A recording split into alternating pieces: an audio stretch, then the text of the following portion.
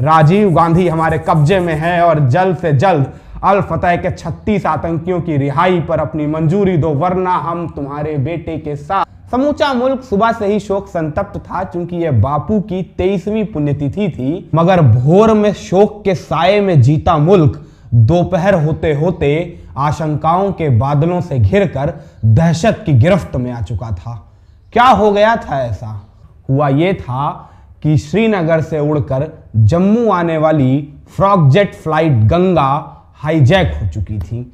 यह विमान वही विमान था जिसे तत्कालीन प्रधानमंत्री श्रीमती इंदिरा गांधी के सुपुत्र राजीव गांधी उड़ाया करते थे। यानी देश के प्रधानमंत्री के बेटे का जहाज अगवा किया जा चुका था, वो भी दुश्मन के हाथों। आईएसआई के अधिकारियों और तमाम आतंकियों से घिरा हुआ रावलपिंडी की हवाई पट्टी पर खड़ा यह जहाज समूचे देश को दहला रहा था, क्योंकि अगर प्रधानमंत्री का बेटा अगवा किया जा चुका हो तो देश की राजनीतिक और सामरिक परिस्थितियां कितनी गंभीर हो सकती हैं, आप इसका महज अंदाजा भर लगा सकते हैं। मगर इस कहानी में आगे क्या होने वाला है उसे जानने से पहले आपके लिए यह जानना जरूरी है कि इस कहानी के पहले क्या क्या घट चुका था, क्योंकि जो घट चुका था वो अपने आप में एक किंवदंती है। वो किंवदंती जो शुरू होती है बरस 1968 से, जब तत्कालीन प्रधानमंत्री श्रीमती इंदिरा गांधी पाकिस्तान से आने वाले संभावित खतरों को भांपते हुए देश की पहली अंतरराष्ट्रीय खुफिया एजेंसी यानी रिसर्च एंड एनालिसिस विंग की स्थापना करती हैं और रॉ की पहली कमान रामेश्वर नाथ काव के हाथों में दी जाती है।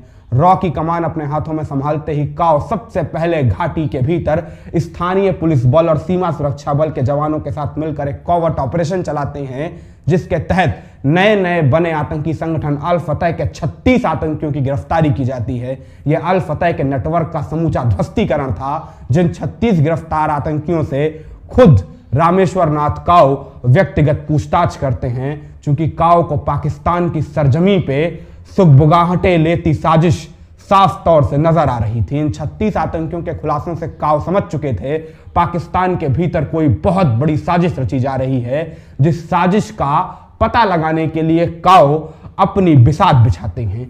यह दुनिया के सबसे खतरनाक जासूस की बिसात थी, जिस बिसात के मोहरों का अंदाजा तलक नहीं लगा सकते हैं आप। काव ने प्रधानमंत्री इंदिरा गांधी से मुलाकात की और उन्हें इस वाकये में समूची कमान लेने का आदेश देने को कहा।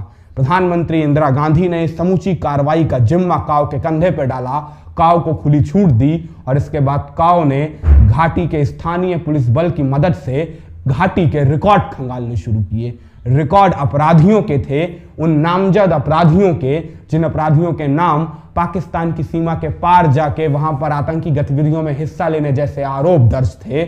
और इन्हीं आरोपियों में से काव ने 2 आरोपियों के नाम निकाले। 2 आरोपी जो रिश्तेदारी में भाई लगते थे। एक की उम्र 19-20 बरस, एक की उम्र 17-18 बरस। नाम अशरफ कुरैशी और हाशिम कुरैशी। जल्द ही कुरैशी बंधुओं की काव से विशेष मुलाकात होती है, जिसके बाद काव के विशेष निर्देशों पर सीमा सुरक्षा बल के वरिष्ठ अधिकारियों के द्वारा कुरैशी बंधुओं की ट्रेनिंग कराई जाती है। अभ्यास मात्र शारीरिक नहीं था, मानसिक भी था। कुरैशी बंधुओं के मानस के भीतर उपजती देशद्रोह की भावना को देश प्रेम में तब्दील कर महज महीने भर के भीतर काव के द्वारा रॉ के स्पेशल एजेंट के तौर पे सीमा सुरक्षा बल के अधिकारियों के द्वारा पाकिस्तान की सीमा के भीतर दाखिल करा दिया जाता है। काव के विशेष निर्देश थे, जिन निर्देशों का पालन करने के लिए रॉ के 2 जासूस पाकिस्तान की सरजमी पर दाखिल हो चुके थे। सबसे पहला निशाना मकबूल बट बनने वाला था, जो कश्मीर से निकल अल फतह की स्थापना कर पाकिस्तान की आईएसआई का हीरो बन चुका था। मकबूल बट के जरिए ही कश्मीर के भीतर आईएसआई अपना नेटवर्क पैबस्त करना चाहती थी और इसी मकबूल बट के जरिए उस साजिश का खुलासा हो सकता था, जिस साजिश का पता लगाने के लिए काव ने विशेष रूप से इन कुरैशी बंधुओं को पाकिस्तान के भीतर भेजा था। अपनी कश्मीरी पहचान के चलते बहुत जल्द कुरैशी बंधु मकबूल बट के करीब आ जाते हैं, मकबूल बट के विश्वास पात्र बन जाते हैं। करीब 1.5 बरस पाकिस्तान के भीतर बिताने के बाद कुरैशी बंधु जब भारत आते हैं तो काव को जो जानकारी देते हैं, उस जानकारी ने समूची खुफिया एजेंसी समेत समूची भारत सरकार के होश उड़ा दिए। काव ने प्रधानमंत्री इंदिरा गांधी के साथ इन कुरैशी बंधुओं की मुलाकात कराई तो कुरैशी बंधुओं ने पाकिस्तान से मिली हुई विशेष ट्रेनिंग का खुलासा करते हुए प्रधानमंत्री इंदिरा गांधी के सामने बताया कि किस तरह आईएसआई के द्वारा उन्हें खास तौर से चकलाता के एयरबेस पर प्रधानमंत्री के बेटे राजीव गांधी के विमान को हाईजैक करने की ट्रेनिंग दी गई है। आईएसआई के ऐसे नापाक मंसूबों को सुनते ही प्रधानमंत्री इंदिरा एक सुर में बड़े आराम से कुरैशी बंधुओं की ओर देखते हुए कहती हैं, तो फिर ठीक है, अब तुम्हें कोई ऐसा काम नहीं करना है। मगर काओ बीच में इंदिरा को टोकते हुए कुरैशी बंधुओं से कहते हैं, नहीं, तुम्हें विमान अगवा करना है। प्रधानमंत्री इंदिरा चौंकते हुए काओ की ओर देखती हैं। काओ कुरैशी बंधुओं को बाहर जाने का निर्देश देते हैं, जिसके बाद काओ और प्रधानमंत्री इंदिरा गांधी के बीच 1 घंटे की लंबी गोपनीय मुलाकात होती है। जिस मुलाकात के बाद जब काओ बाहर निकलते हैं तो कुरैशी बंधुओं को आदेश दिया जाता है, 3 दिन के भीतर श्रीनगर से जम्मू आने वाली फ्रॉग जेट फ्लाइट को हाईजैक करने के लिए तैयार हो जाओ। इसके लिए तुम्हें हम विशेष प्रशिक्षण भी देंगे। कुरैशी बंधु हैरान थे, उन्हें कुछ समझ नहीं आ रहा था, मगर जल्द ही काओ और बीएसएफ के अधिकारियों ने कुरैशी बंधुओं को सब कुछ समझा दिया। कुरैशी बंधुओं को विमान हाईजैक करने का नया प्रशिक्षण दिया गया। चूंकि हथियार नए थे, ये लकड़ी के हैंड ग्रेनेड और लकड़ी की खिलौने वाली AK-47 के जरिए विमान अपहरण करने का प्रशिक्षण था, जो काओ के इशारे पर कुरैशी बंधुओं को दिया गया था। जल्द ही काओ के इशारे पर श्रीनगर के हवाई अड्डे पर एक बड़ा परिवर्तन किया जाता है, जहां से रोज उड़ने वाली फ्रॉग जेट फ्लाइट को किनारे कर पुरानी सड़ी हुई उड्डयन मंत्रालय के द्वारा निरस्त की हुई गंगा फ्रॉग जेट फ्लाइट को नए सिरे से रंगाई पुताई करने के बाद हवाई पट्टी पर लाकर खड़ा किया जाता है।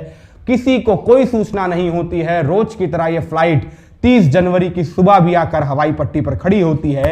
लोगों को लगता है ये वही वाली फ्रॉग जेट फ्लाइट है जिसके पायलट राजीव गांधी हैं, मगर ना ये वो वाली फ्लाइट थी, ना पायलट राजीव गांधी थे। सब कुछ काओ के इशारे पे हो रहा था। 29 सवारियों और 3 क्रू मेंबर्स के साथ जैसे ही कुल 32 जिंदगियों के साथ ये हवाई जहाज जम्मू की नदी के ऊपर उड़ता है, अचानक से ये दोनों कुरैशी बंधु लकड़ी वाली खिलौने वाली AK-47 हवा में लहराते हुए आजाद कश्मीर का नारा लगाते हुए कॉकपिट के भीतर घुसते हैं। सवारियों को कानों कान कुछ खबर नहीं थी। उन्हें लगा वाकई पाकिस्तानी आतंकियों के द्वारा आजाद कश्मीर का नारा लगाते हुए ये विमान हाईजैक कर लिया गया है। जल्द ही विमान रावलपिंडी की हवाई पट्टी पर उतरता है तो पाकिस्तानी अधिकारी झूम उठते हैं, लड्डू बांटे जाने लगते हैं। लगता है मानो जग जीत लिया हो। पाकिस्तानी अधिकारी सोच रहे थे बस जल्द ही प्रधानमंत्री इंदिरा गांधी को टेलीफोन लगाया जाएगा और कहा जाएगा, सुनो इंदिरा, राजीव गांधी हमारे कब्जे में है और जल्द से जल्द अल फतह के 36 आतंकियों की रिहाई पर अपनी मंजूरी दो, वरना हम तुम्हारे बेटे के साथ। मगर तब तक फ्लाइट हवाई पट्टी पर उतर जाती है। अधिकारियों का सपना टूटता है। अधिकारी हवाई जहाज के भीतर दाखिल होते हैं राजीव गांधी से बात करने के लिए, मगर कॉकपिट के भीतर राजीव को नहीं पाते हैं। राजीव को ना देखकर अधिकारी हैरान होते हैं। कुरैशी बंधुओं से सवाल पूछे जाते हैं तो कुरैशी बंधु कहते हैं, हमें इस बात की कोई जानकारी नहीं थी कि ये फ्लाइट राजीव गांधी आज उड़ाने वाले थे या नहीं। हमें तो बस इसी फ्लाइट को अगवा करने का प्रशिक्षण दिया गया था, सो हमने काम पूरा किया। कुरैशी बंधुओं को लगा था अधिकारी नाराज होंगे, मगर अधिकारी फिर भी खुश नजर आ रहे थे, क्योंकि अधिकारियों को लग रहा था भारत का विमान तो हमारे पास है। तब तक दुनिया में हाईजैकिंग नाम का कोई शब्द इजाद नहीं हुआ था, इसीलिए पाकिस्तानियों को भी हाईजैकिंग में असली कीमत क्या होती है इस बात का कोई इल्हाम नहीं था। उन्हें लग रहा था असली कीमत जहाज की होती है, बल्कि असली कीमत तो जिंदगियों की होती है। उन्होंने 29 सवारियों को बड़े एहतराम के साथ हवाई जहाज से नीचे उतारा। रावलपिंडी के एयरपोर्ट के वेटिंग रूम में एयर कंडीशन वातानुकूलित कमरों के बीच चाय नाश्ता कराया, जिसके बाद लाहौर के 5 स्टार होटल में ठहराया और प्रधानमंत्री इंदिरा गांधी के सामने एक प्रस्ताव भेजा कि आपका जहाज हमारे कब्जे में है। अल फतह के 36 आतंकियों की रिहाई जल्द से जल्द कराइए, अन्यथा हम ये जहाज फूंक देंगे। अधिकारियों को लगा अब तो इंदिरा गांधी की समूची सरकार घुटनों पे आ जाएगी कि उनका जहाज हमारे पास है, मगर प्रधानमंत्री इंदिरा गांधी के द्वारा फोन पर 2 टूक कहा गया, 36 आतंकियों की रिहाई नहीं की जाएगी, आपको विमान के साथ जो करना है सो करिए। जुल्फिकार अली भुट्टो समेत पाकिस्तान के तमाम वरिष्ठ मंत्रियों का तांता लगने लगा था। हवाई पट्टी पर भारत का यह विमान देखने के लिए दूर दूर से पाकिस्तान के लोग आ रहे थे, मानो जीत की ट्रॉफी हो। 36 आतंकियों की रिहाई की मंजूरी ना मिलती देख पाकिस्तान के अधिकारियों के द्वारा भड़ास निकालते हुए जल्द ही इस फ्रॉग जेट फ्लाइट में आग लगा दी जाती है। लकड़ी का सड़ा हुआ पुराना विमान हवाई पट्टी पर धू धू कर जलता है। पाकिस्तान के अखबारों के द्वारा जश्न मनाया जाता है। पाकिस्तान के लोग इसे भारत पर मनोवैज्ञानिक जीत मान रहे थे, मगर अगले ही रोज कश्मीर के सबसे बड़े नेता फारूक अब्दुल्ला के वालिद शेख अब्दुल्ला इंडियन एक्सप्रेस में लेख लिखते हैं, भारतीय खुफिया एजेंसी रॉ की पाकिस्तानी खुफिया एजेंसी आईएसआई को दी गई इतिहास की सबसे बड़ी शिकस्त। कुरैशी बंधु जो अब तक पाकिस्तानी हुकूमत के द्वारा हीरो बताए जा रहे थे, उन्हें जल्द ही सबसे बड़ा विलेन माना जाने लगा था। उन पर आर्मी कोर्ट के भीतर जासूसी करने का आरोप लगाया गया था। पाकिस्तानी सेना की जासूसी, चूंकि पाकिस्तान को बहुत जल्द इल्हाम होता है, वो सबसे बड़ी बाजी हार चुका है। बाजी महज एक विमान हाईजैक करने भर की नहीं थी, बाजी पाकिस्तान के अस्तित्व की थी। चूंकि विमान अपहरण होने के अगले ही रोज इंदिरा गांधी ने अपना तुरुप का इक्का निकाला और जिस इक्के के सहारे भारतीय सीमा के भीतर पाकिस्तानी विमानों के आगमन पर प्रतिबंध लगा दिया गया। और इसी एक फैसले ने 1971 के भारत पाकिस्तान युद्ध में पाकिस्तान की कमर तोड़ के रख दी थी। चूंकि इसी एक फैसले के चलते पाकिस्तानी लड़ाकू विमानों का बांग्लादेश से संपर्क कट गया था। चूंकि भारत की सीमा में दाखिल हुए बगैर बांग्लादेश पहुंचने का एकमात्र रास्ता श्रीलंका से होकर जाता था, जो लगभग 3 गुना लंबा था। और पाकिस्तान की वायुसेना के पास तब कोई ऐसा विमान नहीं था जो इतनी लंबी दूरी केवल एक दफा टंकी फुल तेल भरने के बाद तय कर सके, जिसके बाद पाकिस्तानी लड़ाकू विमानों का बांग्लादेश की सीमा के भीतर पहुंचकर बम बरसाने का सपना ही रह गया। और इसी एक फैसले के चलते 1971 के युद्ध में भारतीय सेना के द्वारा पाकिस्तानी सेना को बड़े आराम से कुचल कर रख दिया गया।